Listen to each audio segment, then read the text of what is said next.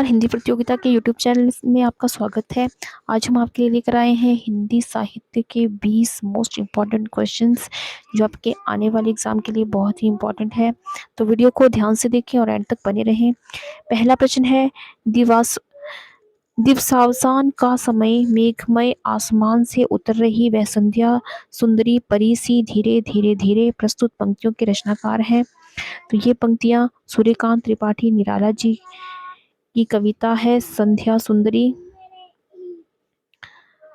सुंदरी से ली गई है। तो ऑप्शन नंबर डी इसका सही आंसर है। अगला प्रश्न है, सांझ बराबर तप नहीं, झूठ बराबर पाप। इस पंक्ति के रचयिता हैं, तो इस पंक्ति के रचयिता है कबीर, और ये कबीर ग्रंथावली से ली गई है। कबीर ये दोहा है जो कबीर ग्रंथावली से लिया गया है। ऑप्शन नंबर ए इसका सही आंसर है। अगला प्रश्न है, अष्टछाप के सर्वश्रेष्ठ भक्त कवि के रूप में डैश का नाम लिया जाता है। तो अष्टछाप के सर्वश्रेष्ठ कवि जो है वो सूरदास माने जाते हैं।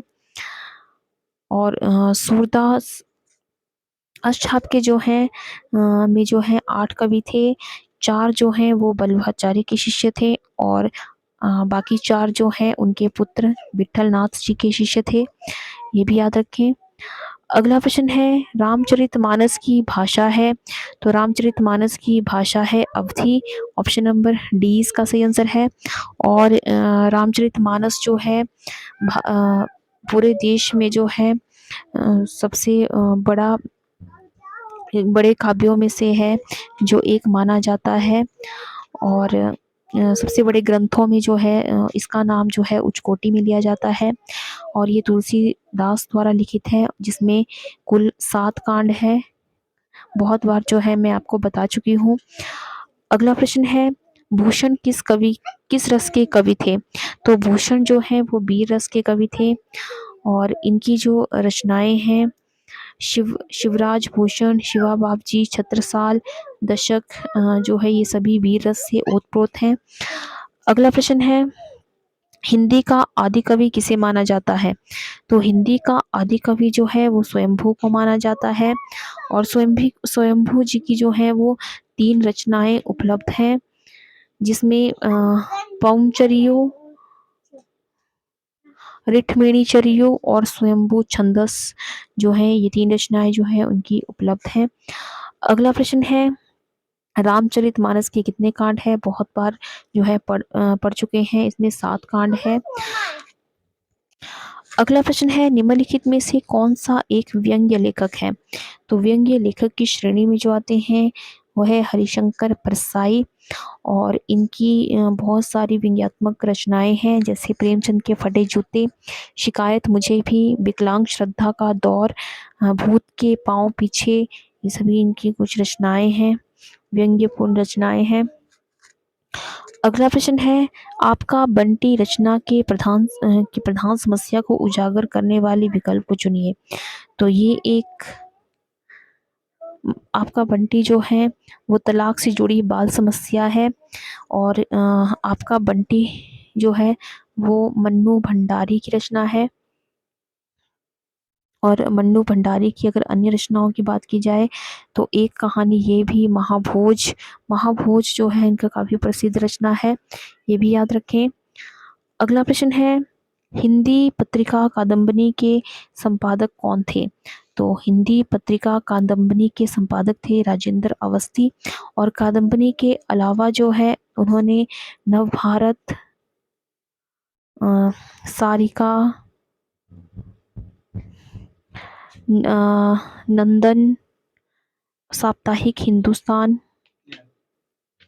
इन सभी पत्रिकाओं का संपादक भी किया है। ये सभी जो है मासिक पत्रिकाएं हैं, जिनके राजेंद्र अवस्थी जी जो हैं संपादक रह चुके हैं। अगला प्रश्न है, दिनकर किस रस के कवि माने जाते हैं। तो दिनकर जी जो है वो वीर रस के कवि माने जाते हैं, और दिनकर जी की प्रसिद्ध रचनाएं हैं रश्मिरथी, रेणुका, हुंकार, उर्वशी, ये उनकी कुछ प्रसिद्ध रचनाएं हैं, इन्हें भी याद रखें। बहुत बार मैं बता चुकी हूँ, सभी कवियों की रचनाएं जो है बार बार रिपीट की जाती हैं ताकि आपको याद रहे। अगला प्रश्न है, निराला को कैसा कवि माना जाता है? तो निराला को जो है वो क्रांतिकारी कवि माना जाता है। निराला जी की रचनाएं हैं अनामिका, परिमल, उनकी कुछ प्रसिद्ध रचनाएं हैं। अगला प्रश्न है, निम्नलिखित में से कौन सा एक उपन्यास जिनेंद्र रचित है? तो जिनेंद्र जी का उपन्यास इनमें से है परख, और इसके अलावा भी उन्होंने बहुत सारे उपन्यासों की रचना की है, जैसे सुनीता, त्यागपत्र, मुक्तिबोध, उनके कुछ प्रसिद्ध उपन्यास हैं। अगला प्रश्न है, हिंदी गद्य का जन्मदाता किसको माना जाता है? तो हिंदी गद्य का जन्मदाता जो है वो भारतेंदु हरिश्चंद्र को माना जाता है। ऑप्शन नंबर सी इसका सही आंसर है। और भारतेंदु हरिश्चंद्र जी की रचनाएं हैं अंधेर नगरी, चौपट राजा, राजा हरिश्चंद्र, ये जो है इनकी कुछ प्रसिद्ध रचनाएं हैं। अगला प्रश्न है, हिंदी कवि कालिदास की अभिज्ञान शाकुंतलम का हिंदी अनुवाद किसने किया? तो इसका हिंदी अनुवाद किया है राजा लक्ष्मण सिंह ने। इसके अलावा जो है राजा लक्ष्मण सिंह 1861 में जो है आगरा से प्रजा हितैषी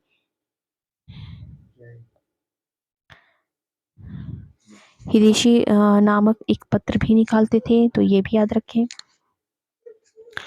अगला प्रश्न है, किस काल को स्वर्ण काल कहा जाता है? तो स्वर्ण काल जो है वो भक्ति काल को कहा जाता है। ऑप्शन नंबर 20 का सही आंसर है।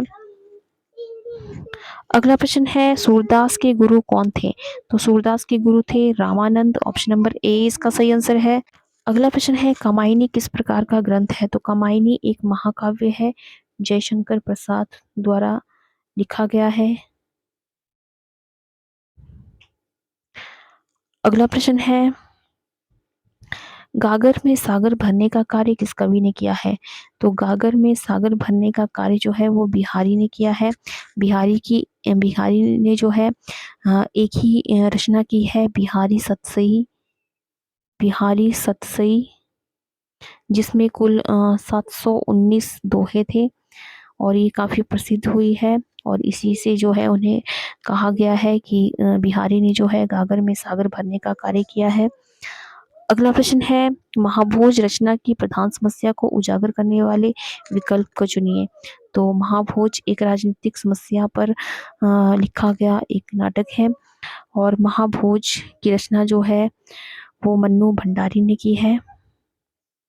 मन्नू भंडारी पहले भी बता चुकी हूँ मैं आपको। तो ये थे आज के टॉप 20 क्वेश्चंस जो आपके एग्ज़ाम के पॉइंट ऑफ व्यू से काफ़ी इम्पोर्टेंट है। तो अगर तो ये थे आज के कुछ इम्पोर्टेंट क्वेश्चंस। तो आई होप आपको ये वीडियो पसंद आया हो। तो वीडियो को लाइक करें और ज़्यादा से ज़्यादा शेयर करें, और अगर आपने अभी तक चैनल को सब्सक्राइब नहीं किया है तो चैनल को सब्सक्राइब करें।